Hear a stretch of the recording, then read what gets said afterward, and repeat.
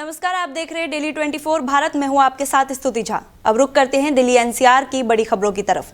दिल्ली की जनकपुरी इलाके में एक दर्दनाक हादसे में बाइक सवार युवक की मौत हो गई। मृतक की पहचान कमल के रूप में हुई है, जो कैलाश कपूरी का रहने वाला था। जानकारी के मुताबिक कमल रात में रोहिणी स्थित अपने दफ्तर से घर लौट रहा था। रास्ते में उसकी घर वालों से लगातार बातचीत हो रही थी, लेकिन देर रात तक वो घर नहीं पहुंचा। कमल के घर ना पहुंचने पर परिजन चिंतित हो गए और रात भर उसकी तलाश करते रहे। सुबह करीब 7 बजे पुलिस का फोन आया। उसके बाद इस हादसे का खुलासा हुआ। पुलिस की सूचना मौके पर मिलते ही परिजन पहुंचे और देखा कि कमल अपनी बाइक के साथ एक गड्ढे में गिरा हुआ है। बताया जा रहा है कि उस जगह पर दिल्ली जल बोर्ड का काम चल रहा था और सड़क पर गड्ढा खोदा गया। आशंका है कि अंधेरे में गड्ढा ना नजर आने के कारण कमल बाइक सहित उसमें गिर गया और बाहर नहीं निकल सका। अब इस मामले पर आपके राष्ट्रीय संयोजक अरविंद केजरीवाल की प्रतिक्रिया सामने आई है। उन्होंने कहा है कि यह हादसा नहीं बल्कि हत्या है। उन्होंने कहा कि नोएडा की घटना के बाद भी बीजेपी ने कुछ नहीं सीखा। घोर लापरवाही और गैर जिम्मेदार रवैया अब बीजेपी सरकार की पहचान बन चुका है, जिसका खामियाजा आम भुगतान कर रही है। ईश्वर उस परिवार को शक्ति दे जिस पर सरकार की लापरवाही की वजह से अपना बच्चा खो दिया है। वहीं यूपी के हापुड़ में थाना बहादुरगढ़ पुलिस ने गांव मोहम्मदपुर रुस्तानपुरम में महिला रीता शर्मा की हत्या का खुलासा करते हुए पति राहुल और उसके साथियों को शेर अली उर्फ शेरा और फिरोज को गिरफ्तार किया। पुलिस ने आरोपियों के कब्जे से हत्या के प्रयुक्त 2 चाकू बरामद किए। जांच में पता चला कि पति राहुल घरेलू कलह और पत्नी की बीमारी पर खर्च होने वाले पैसों को लेकर नाराज था। उसने अपने साथियों के साथ मिलकर 2 फरवरी की रात कंबल से रीता का गला और मुंह दबाकर चाकू से हत्या की। हत्या के बाद राहुल ने अपने बचाव के लिए शादी में फोटो खिंचवाए और बाद में घर आकर हत्या का झूठा दावा किया। पुलिस ने आरोपियों को गिरफ्तार कर न्यायालय में पेश किया है और हत्या की वारदात का पर्दाफाश किया।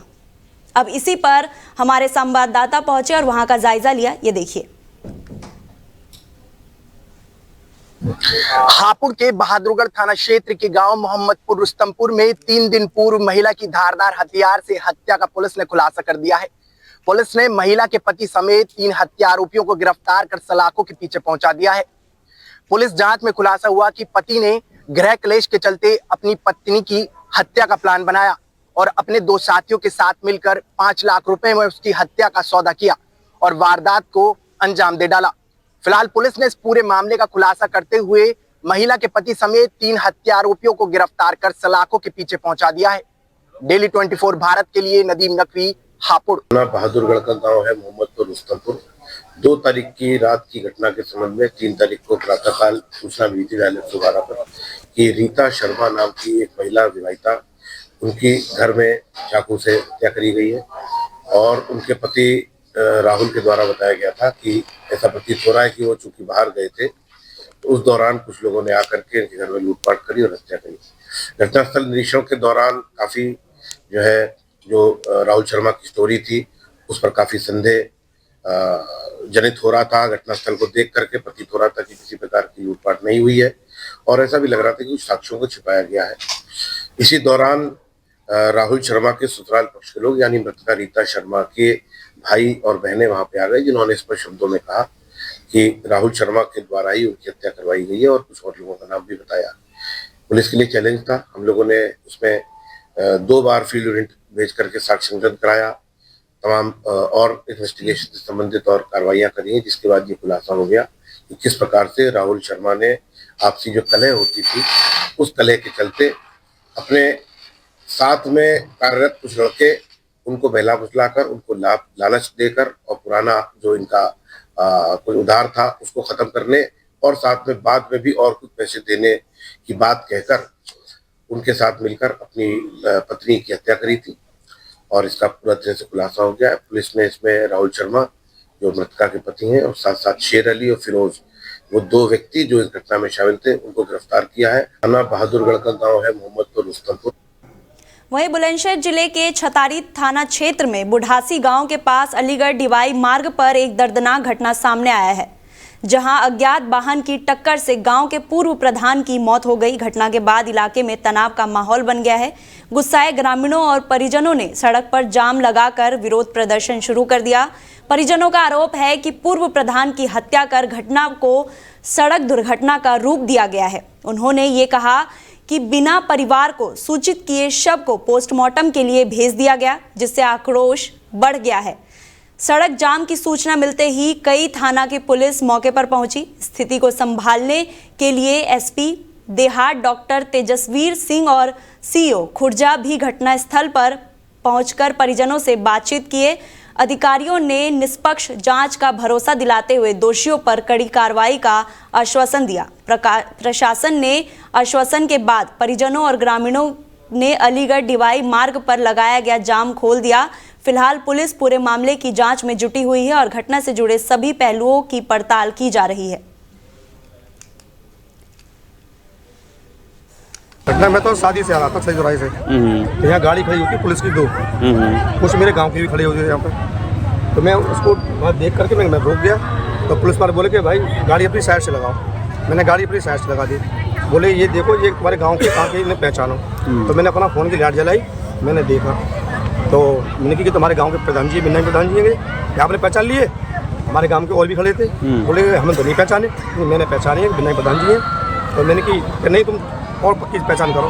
मैंने अपना फ़ोन खोला, मैंने प्रधान जी का नंबर मिलाया तो उस पर बेल जा रही थी। मेरी सारी इनका फ़ोन कहाँ है? क्या फ़ोन गाड़ी में लगा हुआ है? मैं फ़ोन लेके आइए, वो फ़ोन लेके आए। फिर दोबारा फ़ोन मिलाया मैंने, बेल जा रही थी। तो तत्काल इको आई है सफ़ेद कलर की, उन्होंने कम्बल में डाल करके इको में रख करके तत्काल ले गए। घटना ये हुई है कि फ़ोन आया था हमारे पास कि ये जो किंग होटल है इसके कैमरे टूटे हुए हैं पहली बात तो, और यहाँ पे बोला जा रहा है कि इनका एक्सीडेंट कराया गया है। लेकिन कुछ लोग बोल रहे हैं, मतलब गाड़ी मैंने नहीं देखी जो जिस बाइक से वो थे। पहली बात तो ये थी कि वो रात में कल 3 बजे से गए हुए थे कहीं पे। अभी कोई बोल रहा है रिश्तेदारी में गए थे, कोई बोल रहा है नुमाइश में। लेकिन अगर उनके घर वालों ने बताया कि 10 बजे फ़ोन करा तो उन्हें बताया नुमाइश में। उस सुबह को वहाँ पे वापस आए हैं। वापस आने के बाद उनको जिनके साथ वो गए थे उन लोगों ने उनको बताया जा रहा है कि इधर एक पुलिया है वहाँ पे उतारा है। किन लोगों के साथ गए थे? ये तो मतलब ये मेरे को जानकारी नहीं, लेकिन बताया जा रहा है महबूब प्रधान थे गाँव के। अच्छा। और 2-3 जने और थे। अच्छा, महबूब प्रधान जो मौजूदा प्रधान है, ये मेरे को जानकारी नहीं है वो 3 जो कौन थे उनके साथ। घटना में तो शादी से आ रहा था। वहीं उत्तर प्रदेश के मुजफ्फरनगर जिले में 18 फरवरी से 12 मार्च तक हाई स्कूल और इंटरमीडिएट की बोर्ड परीक्षा संपन्न कराई जाएगी। इस बार हाई स्कूल में 29,000 और इंटरमीडिएट में 27,000 विद्यार्थी, कुल 56,000 छात्र परीक्षा में भाग लेंगे। परीक्षा के लिए जिले में 72 केंद्र बनाए गए हैं। जिला प्रशासन ने नकल रहित और शांतिपूर्ण परीक्षा सुनिश्चित कराने के लिए विशेष तैयारियां की है। प्रत्येक परीक्षा केंद्र में सीसीटीवी कैमरे लगाए गए हैं, जबकि स्ट्रांग रूम में 24 घंटे पुलिस और सीसीटीवी निगरानी में रहेगा। जिला कलेक्ट्रेट में डीएम प्रशासन संजय सिंह की अध्यक्षता में केंद्रीय व्यवस्थापक, स्टैटिक मजिस्ट्रेट और जोनल मजिस्ट्रेट के साथ बैठक कर सुरक्षा और परीक्षा संचालन की रणनीति पर चर्चा की गई है। जिलाधिकारियों ने सभी केंद्रों पर टीम और मजिस्ट्रेट तैनात करने के निर्देश दिए हैं ताकि परीक्षा पारदर्शी, सूचितापूर्ण और नकल रहित हो सके। इस जनपद में हाई स्कूल और इंटर की परीक्षा संपन्न कराए जाने हैं तो 72 केंद्र बनाए गए हैं। हाई स्कूल में 29,000 और इंटरमीडिएट में लगभग 27,000, कुछ 56,000 विद्यार्थी परीक्षा में प्रतिभाग कर रहे हैं। और सभी प्रकार की व्यवस्थाएं चाक चौबंद किए जाने हैं। तो आज केंद्र व्यवस्थापकों के साथ और स्टैटिक मजिस्ट्रेट, जोनल मजिस्ट्रेट के साथ आज पूरी बैठक की गई है। जिलाधिकारी महोदय द्वारा भी निर्देश दिए गए हैं। स्ट्रांग रूम लगातार 24 आवर्स पुलिस कांस्टेबल और कैमरे की निगरानी में रहेगा और सभी परीक्षाएं, हर परीक्षा कक्ष में सीसीटीवी लगा होगा और सीसीटीवी की निगरानी में पूरी परीक्षा कराई जाएगी। नकल विहीन परीक्षा, पारदर्शी ढंग से परीक्षा और सुचितापूर्ण परीक्षा कराए जाने के लिए जितने भी इंतजाम किए जाने हैं, सारे इंतजाम हम लोगों ने कर लिए हैं और डीआईएस साहब द्वारा पूरी टीम गठित कर ली गई है। उड़ाका दल का गठन कर लिया गया है और सब परीक्षा अच्छे से। वहीं गाजियाबाद के थाना टीला मोड़ क्षेत्र के ग्राम रिस्तल में स्थित श्रीजी कामधेनु डेयरी में काम करने वाले युवक सुनील की हत्या का पुलिस ने खुलासा कर दिया है। आरोपी दुर्गाराज, जो मृतक के साथ डेयरी में काम करता था, आपसी विवाद के कारण रात में सो रहे सुनील पर कुल्हाड़ी से हमला कर हत्या कर दिया। पुलिस ने आरोपी को डेयरी से गिरफ्तार किया है और उसकी निशानदेही पर हत्या में प्रयुक्त कुल्हाड़ी और खून से सने टी शर्ट बरामद की। आरोपी के विरुद्ध कानूनी कार्रवाई करते हुए उसे न्यायालय में पेश किया गया है। घटना का खुलासा करने वाली टीम को 15,000 रुपए का इनाम दिया गया। थाना टीला मोड़ पुलिस मामले की आगे की जांच में जुटी हुई है। 4 फरवरी 2026 को टीआरबी से थाना टीला मोड़ को एक सूचना प्राप्त हुई कि रिस्थल गांव में मुख्य मार्ग से ही लगे हुए एक फार्म हाउस है, श्रीजी कामधेनु डेयरी।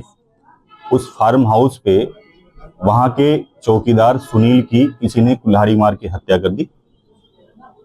सूचना प्राप्त होते ही मौके पर संयोग से हम लोग, उस समय चीजें आपको पता होंगी, वो 4 तारीख को कुछ ऐसा इंसिडेंट हुआ था कि हम लोग उस समय मौके पे ही मौजूद थे थाने में। तो मौके पे SHO टीला मोड़, मैं, फोरेंसिक टीम भी साथ में थी। सूचना का संज्ञान लेके हम लोग विद इन हाफ आवर जो है घटनास्थल पे पहुंच गए। घटनास्थल का निरीक्षण किया गया। मृतक सुनील बिस्तर पे लेटा था। सर के दाहिनी तरफ कुल्हाड़ी से जो है सर फटा हुआ था, ढेर सारा खून निकल गया था। मौके पे वो मृत पड़ा था। वहीं गाजियाबाद थाना लिंक रोड पुलिस ने कौशाम्बी बस स्टैंड स्थित शौचालय में काम करने वाले युवक प्रेम कुमार की हत्या का खुलासा किया है। पुलिस ने आरोपियों सुखबीर उर्फ सुमित और राकेश प्रसाद को गिरफ्तार कर हत्या में इस्तेमाल 2 चाकू और मृतक का मोबाइल और सिम कार्ड बरामद किए। जांच में पता चला कि दोनों नशे के आदी थे और पिछले विवाद और उधार के पैसों को लेकर प्रेम कुमार से कहासुनी के चलते उन्होंने हत्या कर दी। आरोपी शराब पीकर शौचालय में अकेले मौजूद प्रेम कुमार की गला दबाकर हत्या कर उसे बांधकर मोबाइल और 600 रुपये ले गए और फरार हो गए। पुलिस ने आरोपी के खिलाफ 315, 35 BNS और 425 आर्म्स एक्ट के तहत कार्रवाई की है और जल्द चार्जशीट दाखिल कर उन्हें कड़ी सजा दिलाने की तैयारी कर रही है। दिनांक 3 फरवरी को एक व्यक्ति हैं कुलदीप कुमार, वादी मुकदमा हमारे, इन्होंने एक लिखित तहरीर दी थी कि एक व्यक्ति की लाश सुलभ शौचालय में मिली है। उस पे तत्काल स्थानीय पुलिस ने जो है मुकदमा दर्ज करके जो है इसकी घटना के सफल अनावरण का जो है किया प्रयास। इस प्रयास के तहत जो है एक टीम गठित की गई। चूंकि वादी मुकदमा द्वारा बताया गया था कि जो है मृतक का मोबाइल फोन गायब है और स्विच ऑफ भी आ रहा है। तत्काल सर्वेलांस और CCTV की मदद से टीम द्वारा 2 व्यक्तियों को हिरासत में लिया गया, गिरफ्तार किया गया। दोनों व्यक्तियों में से एक का नाम सुखबीर है, ये रहने वाला बेसिकली रामपुर अलीगढ़ का है और ये 28 साल का है। दूसरे व्यक्ति का नाम राकेश प्रसाद है, ये रहने वाला वर्धमान वेस्ट बंगाल का है। इन दोनों व्यक्तियों से पूछताछ में पता चला कि जो है इन्हीं दोनों व्यक्ति द्वारा जो है इसकी गला घोट करके हत्या की गई थी। हत्या के कारण के बारे में पता किया गया तो पता चला कि ये दोनों ही व्यक्ति जो है इस जो हमारा वादी मुकदमा है ये सुलभ शौचालय का सुपरवाइजर है। इनका सुलभ शौचालय तो यूज किया जा रहा था, यूज करने के एवज में इन पे कई रुपए बकाया थे जो इनके द्वारा जो है नहीं दिया जा रहा था किराए के। इसके संबंध में इनके द्वारा मारपीट भी की गई थी 10-12 दिन पहले कौशाम्बी क्षेत्र में। इसमें 112 पे भी सूचना की गई थी, लेकिन जब कोई हल नहीं निकला तो इन्होंने बकायदा प्लान करके इसको सबक सिखाने का सोचा। मृतक के द्वारा ही मारपीट की गई थी तो इन्होंने सोचा इसको सबक सिखाएंगे। उसी सबक सिखाने की नियत से इन्होंने बकायदा योजनाबद्ध तरीके से प्लान करके 2 तारीख की दोपहर में इसके सुलभ शौचालय पे आए, इससे दोस्ती बढ़ाई तथा साथ में बैठ करके शराब पी। शराब पीने के बाद इसके हाथ पैर बांध करके इसकी हत्या कर दी। दिनांक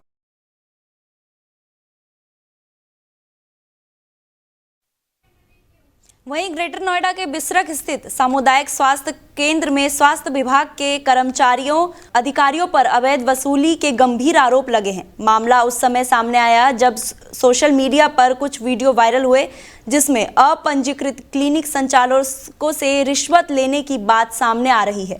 आरोप है कि स्वास्थ्य विभाग की टीम पहले क्लिनिक संचालकों को बंद करने का नोटिस देती है और बाद में रिश्वत लेकर कार्रवाई रफा दफा करने की बात करती है। वायरल वीडियो में नोडल अधिकारी डॉक्टर सचिंद्र के नाम पर पैसे लेने का जिक्र किया जा रहा है। वहीं रविंद्र कुमार शुक्ला ने शुक्ला को पैसे देने का वीडियो भी सामने आया है। पीड़ित पवन चौधरी ने आरोप लगाया कि उससे 12,000 रुपए की मांग की गई थी, जिसमें 5,000 रुपए के लिए ले लिए गए थे और बाकी 7,000 रुपए होली से पहले देने को कहा गया था। पीड़ित ने इस पूरे मामले की लिखित शिकायत सीएमओ नरेंद्र कुमार को दी है। हालांकि आरोप है कि सीएमओ स्तर पर अब तक कोई ठोस कार्रवाई नहीं हुई है। 2 दिन पहले बिना कफन शव सौंपने का वीडियो भी वायरल हुआ था, जिसके बाद स्वास्थ्य विभाग पर कर्मशैली पर गंभीर सवाल उठ रहे हैं। जांच की मांग तेज हो गई है।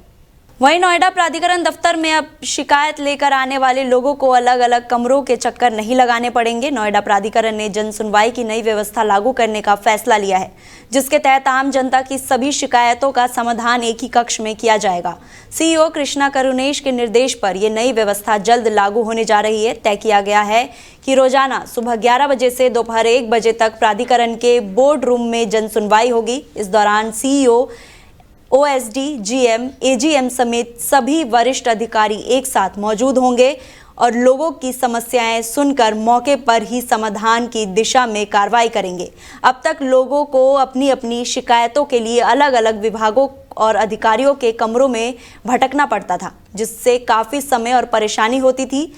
नई व्यवस्था लागू होने से ये समस्या खत्म हो जाएगी और एक ही स्थान पर सभी विभागों के अधिकारी मौजूद रहेंगे। प्राधिकरण अधिकारियों के अनुसार 1-2 दिन में ही ये व्यवस्था पूरी तरह लागू कर दी जाएगी। इससे आम जनता को बड़ी राहत मिलेगी और शिकायतों का भी निस्तारण तेजी होगा। फिलहाल बुलेटिन में इतना ही। देखते रहिए डेली 24 भारत। नमस्कार।